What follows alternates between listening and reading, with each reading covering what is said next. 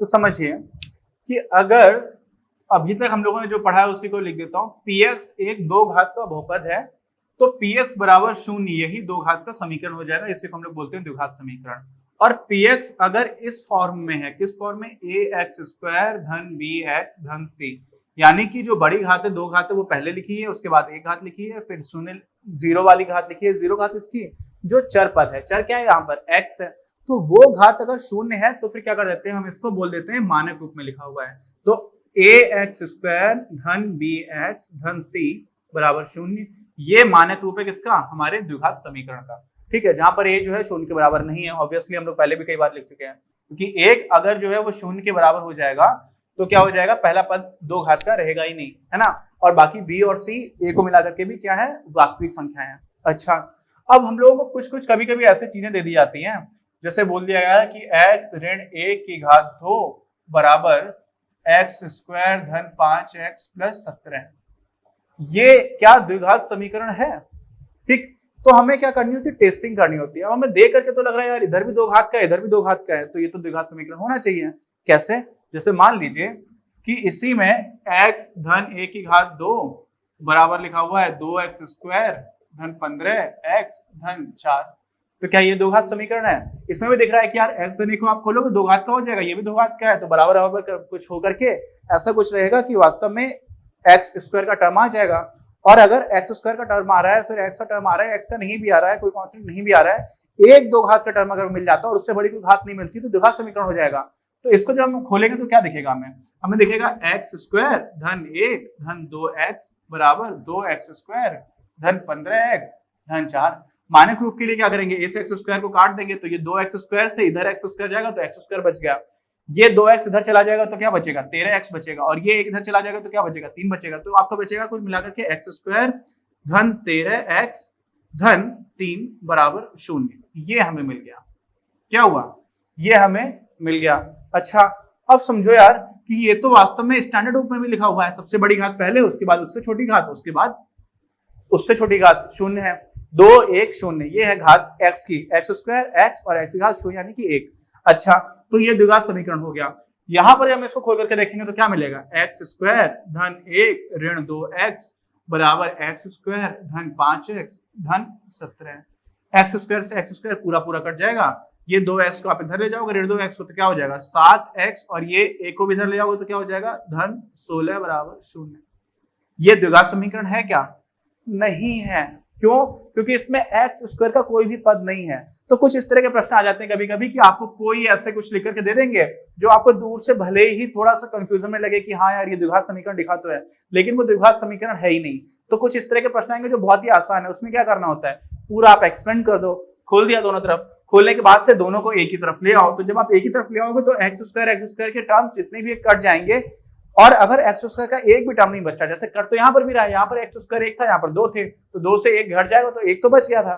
X square का अगर कोई भी पद बच गया तो क्या हो जाएगा, कोई भी पद अगर बच गया तो वो द्विघात समीकरण हो गया, ये हो गया, और ये द्विघात समीकरण नहीं है। ठीक है, समझ गए आप। एक इस तरह के प्रश्न आते हैं। अच्छा, अब हमारी ही किताब में जो उदाहरण स्टार्टिंग में दे रखे थे उनको किस तरह से हल किया जाएगा इसकी बात करनी होगी, है ना। तो पहले वास्तविक संख्याओं, वास्तविक समस्याओं से हम समीकरण बनाएंगे कैसे, हम लोगों को ये देखना रहेगा। जो हम लोग थोड़ा बहुत देख चुके हैं उस पर एक दो और उदाहरण करेंगे तो आपको और क्लियरली समझ में आना स्टार्ट हो जाएगा, और फिर उसको हल कैसे करेंगे तो ये हम लोग देखते हैं। देखिए, एक हमें उदाहरण दे रखा है कि दो लोग हैं, कुछ भी नाम दे रखा है, जो भी नाम मान लीजिए, राम श्याम मान लीजिए। तो राम और श्याम दोनों के पास मिलाकर के 45 कंचे हैं। क्या है, 45 कंचे हैं दोनों के पास मिलाकर के, और उन दोनों का जो गुणनफल है वो है आपका कितना, 124। ठीक है, तो देखिए ये समस्या क्या है वास्तव में। ये समस्या ऐसी है कि आपको दो संख्याओं का योग दे रखा है। मान लीजिए आपने कि राम के पास x कंचे हैं और श्याम के पास y हैं, तो आपको x धन y दे रखा है, कितना हो गया 45, और आपको दे रखा है दोनों का गुणनफल कितना है 124। ये डॉट लगाए, इसका मतलब होता है गुणा। ठीक, ये आपको दे रखा है, और अब पूछा गया है कि आप किसके पास कितने कंचे हैं वो बताइए। तो एक चीज समझो पहले तो बहुत ध्यान से, कि यहां पर जो हमें दे रखा है वो क्या दिया हुआ है कि दो संख्याओं का योग और दो संख्याओं का गुणनफल दे रखा है, और हमें वो संख्याएं पूछी गई हैं। तो ये कई बार बहुत सारे बच्चों को डायरेक्टली समझ में नहीं आ रहा होता है कि यार ये द्विघात समीकरण का प्रश्न है। ठीक है, नहीं समझ में आ रहा होता है। सोचिए कितना आसान है, दो संख्याओं का आपको योग दे रखा है, दो संख्याओं का गुणनफल दे रखा है, ये द्विघात समीकरण का प्रश्न है। कैसे है देखिए, x धन y बराबर अगर आपको 45 दे रखा है तो आप y को क्या लिख सकते हो, हम लोगों ने दो चरों वाले रैखिक समीकरण युग्म पढ़ चुके हैं हम लोग, तो यहाँ पर आपको y क्या हो जाएगा, y हो जाएगा आपका 45 ऋण x, यानी कि अगर a के पास x है तो दूसरे के पास कितना है, 45 ऋण x है। अच्छा, तो आपको दिया क्या गया है, आपको दे रखा है x धन 45 ऋण x, तो ये तो ऑब्वियसली 45 हो जाएगा, क्यों, क्योंकि x से ऋण x कट जाएगा तो ये 45 हो जाएगा, ये तो आपको पता ही चल गया। वास्तव में ये आपने निकाला ही इस वजह से है, क्यों, आपको पता है कि दोनों का योग 45 है, और साथ में आपको दिया हुआ है कि दोनों का जो गुणनफल है, अब एक है 45 और दूसरा है 45, सॉरी एक है x दूसरा है 45 ऋण x, ये कितना दे रखा है 124, तो ये जो बनेगा ना समीकरण, ये आपका द्विघात समीकरण बन जाएगा। तो जब भी आपको दो संख्याओं का योग और उनके गुणनफल से संबंधित कोई समस्या दे रखी है तो द्विघात समीकरण की समस्या होती है, ठीक है। अब ये देखिए क्या लिखा हुआ है, ये लिखा हुआ है आपका ऋण एक्स स्क्वायर धन 45x बराबर 124, ठीक। अब इसी को मानक रूप में लिख देंगे तो सबको एक तरफ ले आते हैं, तो इसको उस तरफ ले जाते हैं, तो क्या हो जाएगा एक्स स्क्वायर ऋण 45x धन 124 बराबर 0। ये आपका तो बन गया क्या, द्विघात समीकरण, ठीक। अब ये द्विघात समीकरण बना है, अभी तक क्या हुआ है, द्विघात समीकरण बना है, हमें क्या नहीं पता है, इसका हल नहीं पता है, इसका उत्तर नहीं पता है। और हम लोग क्या बता रहे थे, दोनों के पास मिलाकर के 45 कंचे हैं, क्या थे, 45 कंचे थे, ठीक। अब हमारे पास द्विघात समीकरण बनाने का फायदा क्या था, क्योंकि एक टेक्निक है, एक हथियार है, जिससे हम लोग अपना उत्तर आसानी से निकाल लेंगे। ऐसे आप बैठ करके सोचते, हिसाब किताब लगाते हैं कि यार अगर एक के पास 20 है और एक के पास 25 है, तो 20 और 25 का गुणा करोगे तो 500 हो जाएगा, लेकिन यहाँ तो 124 दे रखा है, तो उसमें बड़े टाइम लगेगा। वो टाइम ना लगे, आप आसानी से उत्तर निकाल पाओ, इसीलिए हम लोग इस टूल का यूज कर रहे हैं। अब इसको भी हल करने के कई तरीके हैं, क्या है, कई तरीके हैं, जिसमें से पहला तरीका जो है गुणनखंडों के द्वारा हल करना, वो हम लोग करेंगे। तो आप इसके गुणनखंड कर दोगे, ठीक है, गुणनखंडों के द्वारा हल करना, ये पहला तरीका है, इसी को हम लोग अभी यहाँ पर देखेंगे, ठीक है। और हम लोग इसका एक उदाहरण वैसे पहले भी देख चुके हैं, लेकिन स्पष्ट रूप से ये बताया नहीं था मैंने कि हम लोग गुणनखंड कर रहे थे। अब गुणनखंड करने के कई तरीके हो सकते हैं, मिडिल टर्म को आप स्प्लिट कर सकते हो, तो मिडिल टर्म को आप ऐसे स्प्लिट करो कि जो कुल योग है वो ऋण 45x के बराबर है और उन दोनों का जो गुणा है वो 124 के बराबर हो जाए। आई बात समझ में, क्या मैंने बोला कि आप मिडिल टर्म को ऋण 45x को ऐसे तोड़ो कि दोनों का जो योग है वो ऋण 45 के बराबर है और जो गुणनफल है वो 124x स्क्वायर के बराबर हो जाए।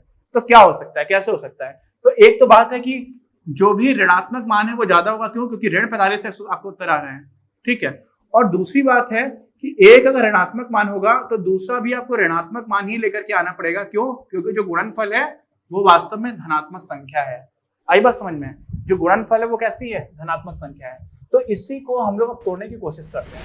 यहाँ पर ये जो मैं 45 कंचे लिखा हुआ है, 45 की जगह 35 है, ये कितना है 35, ठीक। तो यहाँ पर भी 35 है, यहाँ पर भी 35 हो जाएगा, तो ये भी 35 हो जाएगा आपका, ठीक है, ये भी आपका 35 हो जाएगा, ये भी आपका 35 हो जाएगा और यहाँ पर भी आपका 35 आ जाएगा, ठीक है। इसके लिए मैं माफी चाहता हूँ, वो 45 को स्पष्ट नहीं लिखा हुआ था, जगह पर मिसप्रिंट भी था, तो वो 45 की जगह 35 है वास्तव में। अब हमें 35 को ऐसे तोड़ना है, ऋण 35 को, कि ये आपका 124x स्क्वायर दे, तो यहाँ पर मैंने आपको ऋण 45 लिखा हुआ था, यहाँ पर ऋण 35x हो जाएगा। अच्छा, तो दोनों संख्याओं का योग धनात्मक है, ठीक, सॉरी गुणनफल धनात्मक, यानी कि दोनों ही या तो ऋणात्मक होंगी या दोनों ही धनात्मक संख्या होंगी, और दोनों ही धनात्मक तो हो नहीं सकती क्योंकि दोनों का योग ऋण 35 के बराबर आना चाहिए, तो ऋणात्मक एक तो होगी, तो दोनों ही ऋणात्मक होनी पड़ेंगी, क्यों, क्योंकि जो कुल गुणनफल है वो 124x स्क्वायर है, धनात्मक है। अच्छा, तो क्या हो सकता है इसमें, सोचिए, 35 को ऐसे तोड़िए कि उनका जो गुणनफल है वो कितना आ जाए, 124 आ जाए। तो सोचिए 32 में आप 3 से गुणा करेंगे तो 32 यहाँ क्या हो जाता है, 96 हो जाता है।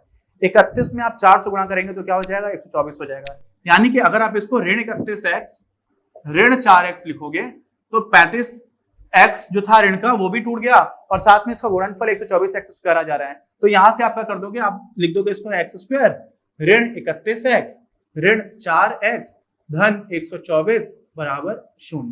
यहां से क्या हो गया, x आ गया, अब बचा क्या आपका x ऋण 31 ऋण 4 आपने ले लिया तो बचा x ऋण 31 और ये बराबर है 0 के। यहां से आपको क्या मिला, x ऋण 31 x ऋण 31 आपको कॉमन हो गया, तो आपने जैसे ही कॉमन लिया तो क्या मिला, x ऋण 31 इधर आ गया और x ऋण 4 इधर आ गया, ये बराबर हो गया 0 के। जैसे ही ये मिला आपने किया क्या, व्यवस्थित तरीके से देखो, दो घात के समीकरण के आपने गुणनखंड कर दिए। और कैसे गुणनखंड, रैखिक गुणनखंड। अब दो घात का है तो गुणनखंड एक ही एक रैखिक ही हो पाएंगे। अगर 4 घात का होता तो हो सकता है कि उसमें आप कोई 2 घात का भी या 3 घात का भी गुणनखंड कर सकते हो, क्योंकि जितनी घात का उससे छोटे का ही गुणनखंड होगा।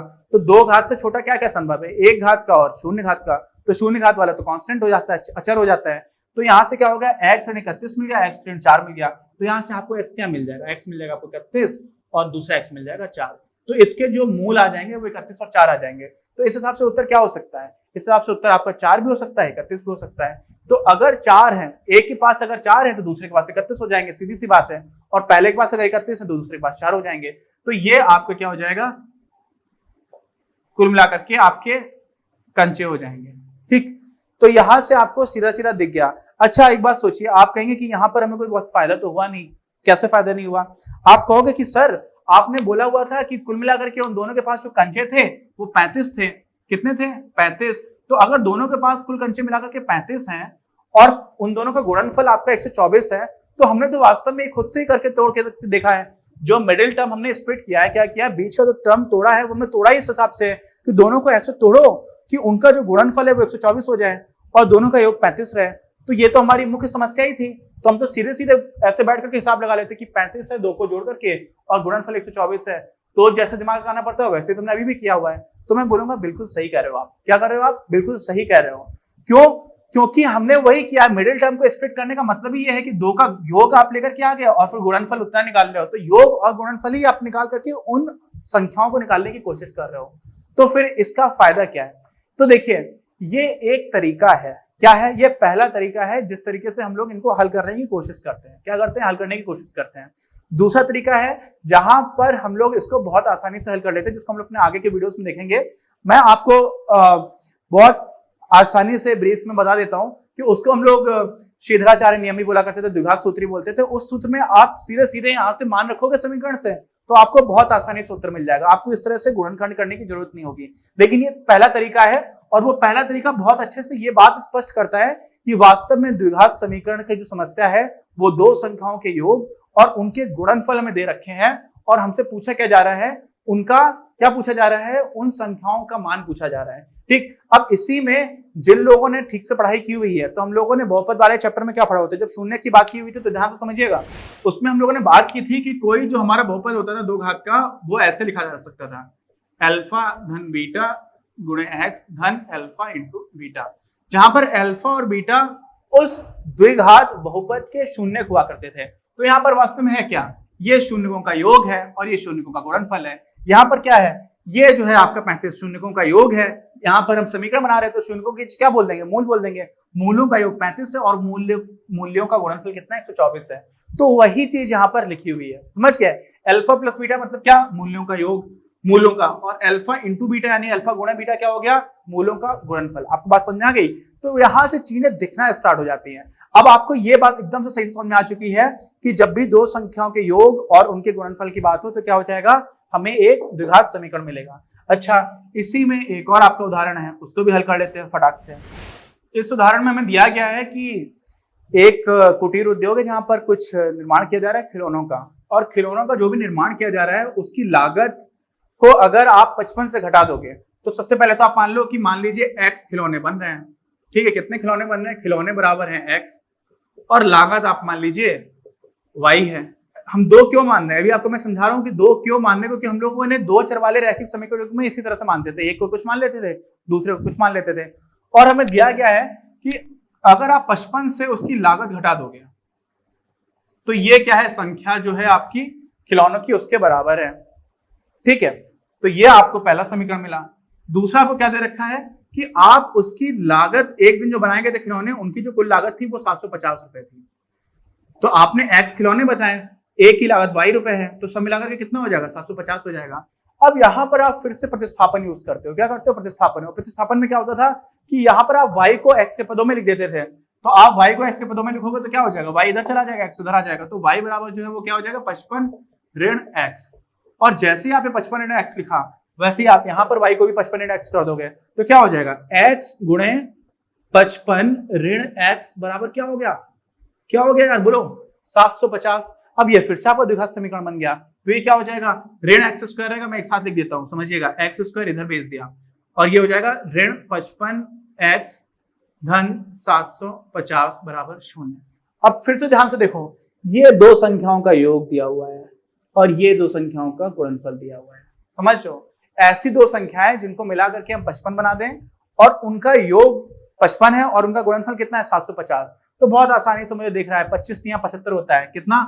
25 तियां 75 होता है, तो 3 की जगह अगर 30 कर दोगे तो क्या हो जाएगा? 750 हो जाएगा। ठीक, और यहां पर जो भी संख्याएं हैं इसको इस तरह से हम लोग स्प्लिट कर पाएंगे मिडिल टर्म को, x² ऋण 25x ऋण 30x धन 750 बराबर 0। यहां पर क्या कॉमन आ गया? यहां पर आपका x कॉमन आ गया, तो क्या मिला? x ऋण 25, ये क्या हो गया? ऋण 30, ये आपका हो गया x ऋण 25, ये बराबर हो गया 0 के। ये एक टर्म हो गया, ये एक टर्म हो गया। तो यहां से क्या मिला आपको? यहां से x ऋण 25 आपने कॉमन ले लिया, तो आपको मिला क्या? x ऋण 30, और ये है 0 के बराबर। तो x बराबर 25 से मिल जाएगा या फिर आपको x बराबर 30 मिल जाएगा। क्या मिल जाएगा? x बराबर 25 और x बराबर 30। तो देखो, अब एक और चीज समझो, यहां तक हम लोगों ने हल करके जो निकाला है ना यार, वो आंसर हमें यहीं से देखना स्टार्ट हो जाता है। समझ रहे हो ना? यहीं से देखना स्टार्ट हो जाता है। यहाँ पे 25 है और 30 है। कभी कभी ऐसा होगा कि कुछ और कॉमन निकल करके आ रहा होगा, तो वो टर्म भी हमें तुरंत ही दिखने लगेगा। ठीक है, अगर x का जो गुणांक है वो 1 है, तो यहाँ पर जिस भी हम तरह से स्प्लिट कर रहे होंगे वही हमारा क्या आ जाएगा? लगभग उत्तर हो जाएगा।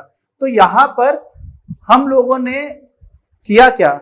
वास्तव में हमें समस्या जो दे रखी है वो दे रखी है कि दो अंकों का योग कितना है, दो संख्याओं का गुणनफल कितना है।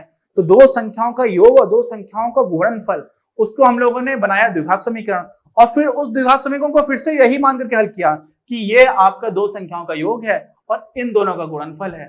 ठीक, तो हम लोगों ने बिल्कुल साइक्लिकल ऑर्डर में किया है। मतलब समझ रहे हो क्या? मुझे बताया गया कि यार यहां से ए से आप पहले बी पे गए, फिर बी को आपने फिर से मान लिया कि ए पर आ गए हैं, और फिर आपने ए मान करके ही हल किया है। तो आप कहोगे कि यार पहले से ही हल कर देते हैं। आपको सीधे सीधे बोला जाए दो चीजों को मिलाकर के 55 हो रहा है और दोनों का गुणनफल 750 हो रहा है, तो आप बैठ के बता सकते हो। तो ये बीच में जो टर्म है, टर्म तोड़ करके स्प्लिट करने वाला तरीका बहुत अच्छा नहीं है ना? लेकिन ये तरीका हमें ये बता देता है कि वास्तव में द्विघात समीकरण का लेन देन किस चीज से है? दो संख्याओं के योग और उनके गुणनफल से। ठीक, अब इसमें अगला तरीका क्या होता है उसकी बात हम लोग अपने आगे वाले वीडियो में करेंगे, जो काफी अच्छी तरह से हमें चीजें विजुलाइज भी कराता है, हमें दिखना स्टार्ट हो जाता है, जो बहुत ज्यादा जरूरी है गणित में, और साथ में हमारे लिए उत्तर को काफी आसान कर देता है, हम बहुत जल्दी निकाल पाते हैं। तो वो हम लोग देखेंगे अपने अगले वीडियो में। अपनी क्लास का उद्देश्य आप सभी के लिए आप ही की भाषा में गुणवत्तापूर्ण शिक्षा उपलब्ध कराना है। कक्षा 12 तक के सभी प्रमुख विषयों पर हम वीडियोस बना रहे हैं, और कुछ विषयों पर वीडियोस आपके अपने चैनल अपनी क्लास की ही अन्य प्लेलिस्ट पर अपलोड भी हो चुके हैं। ज्ञान के प्रकाश से देश को सशक्त बनाने के हमारे इस प्रयास में इस चैनल को सब्सक्राइब करके और लोगों के साथ शेयर करके अपना बहुमूल्य योगदान जरूर दें। पढ़ेगा इंडिया तो बढ़ेगा इंडिया।